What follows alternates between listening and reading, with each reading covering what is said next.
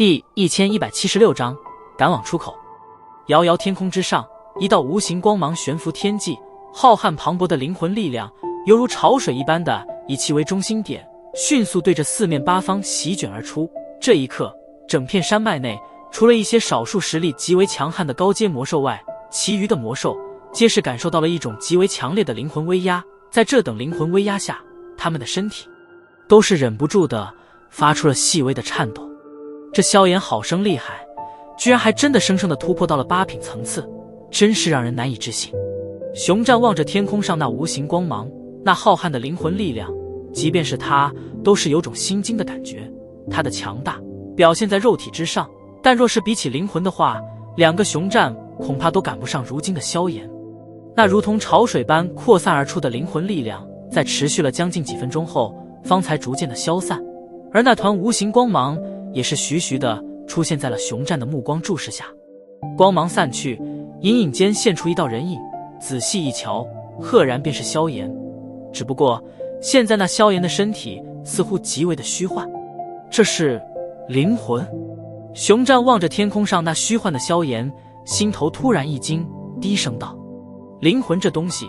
对于如今这个时代的强者来说，太过于虚无缥缈，灵魂力量也是无色无形，应付起来防不胜防。类似真正的类人形灵魂，很少有人见过。毕竟想要将虚无的灵魂凝构成人形之状，并且久久不散，那即便是一些斗尊阶别的强者，都是难以办到的事。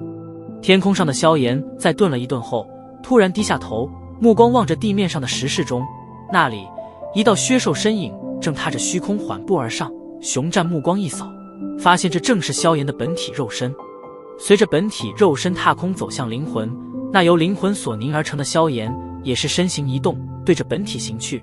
而随着他脚步每一次的落下，其身体都是会缩小一些，待得他来到本体面前时，已是变成了巴掌大小的无形光团，然后轻飘飘地落在本体额头上，一闪间便是消失不见。在灵魂再度进入萧炎眉心时，其身体也是微微一颤，那种弥漫开来的灵魂威压也是在此刻尽数消散。萧炎的身体在天空中呆立了半晌，漆黑双眼中终于是再度恢复了清醒，深吸了一口气，旋即猛然结动手印。而随着其手印的结动，浩瀚的灵魂力量闪电般的自其眉心处扩散而出，最后在萧炎变换的手印处凝聚成了一道无形的灵魂拳印。熊战大哥，接我一记魂手印试试。一道低喝自萧炎嘴中传出，旋即其目光突然转向下方的熊战，旋即大笑一声，手印陡然一凝，那弥漫着浩瀚灵魂威压的拳印便是化为一抹闪电，对着山顶之上的熊战暴露而去。哈哈，好！听得萧炎的笑声，那熊战也是豪迈一笑，旋即蒲扇大的手掌猛然紧握，双眼虚眯地盯着那掠过空间的浩瀚无形之力。砰！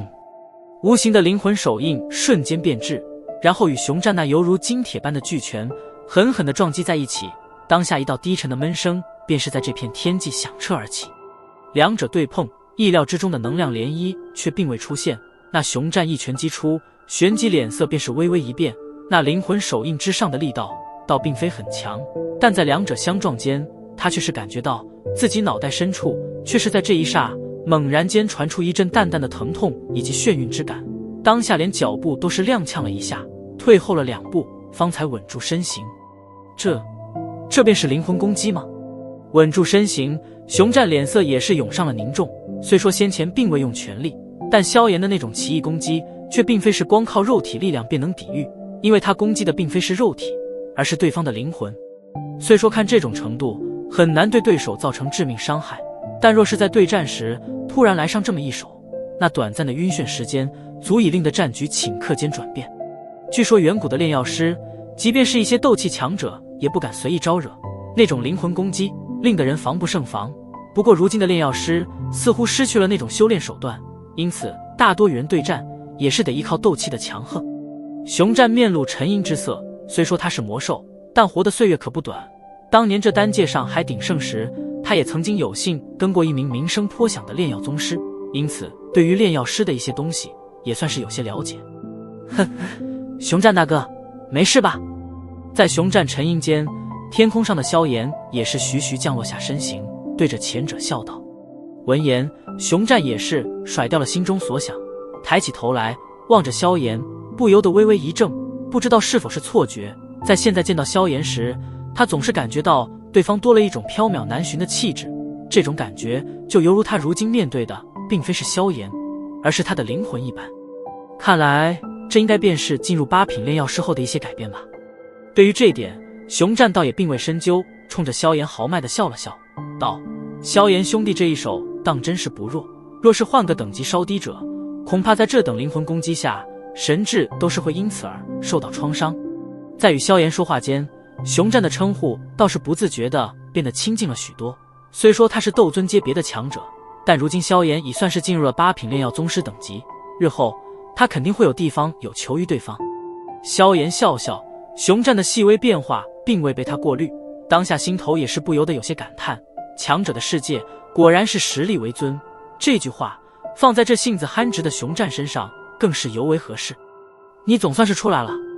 一道清脆的声音突然在萧炎身后响起，自然是那早已经等待的不耐烦的紫妍。萧炎转过身望着紫妍，笑了笑，道：我闭关几日了？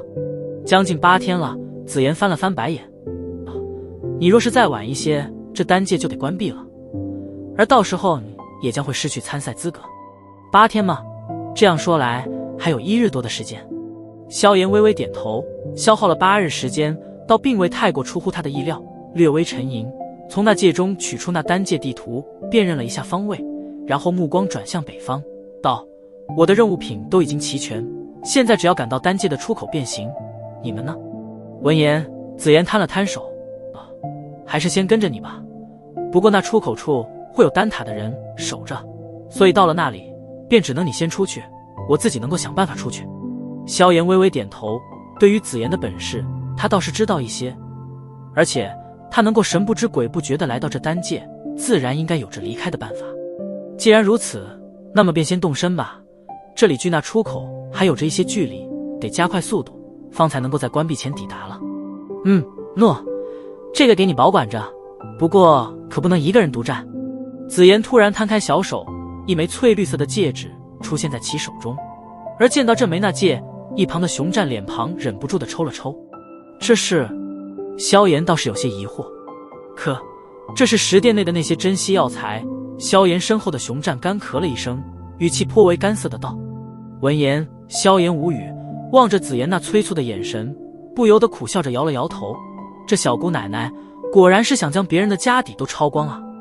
顺手接过那戒，然后将之戴在手上。对于这些珍稀药材，萧炎要说不心动那是假的，有了这药材仓库，日后他炼制丹药将会省去无数的精力与时间，毕竟这里面的一些药材在外界想要遇见可是相当困难的事。熊战大哥也要跟来？将那戒戴在手上，萧炎轻咳一声道：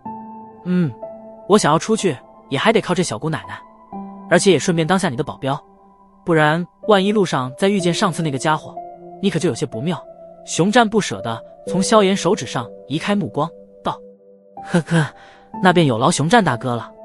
闻言，萧炎不由得一笑，冲着他感谢地抱了抱拳道：既然如此，那便立刻动身吧，自己飞过去太麻烦。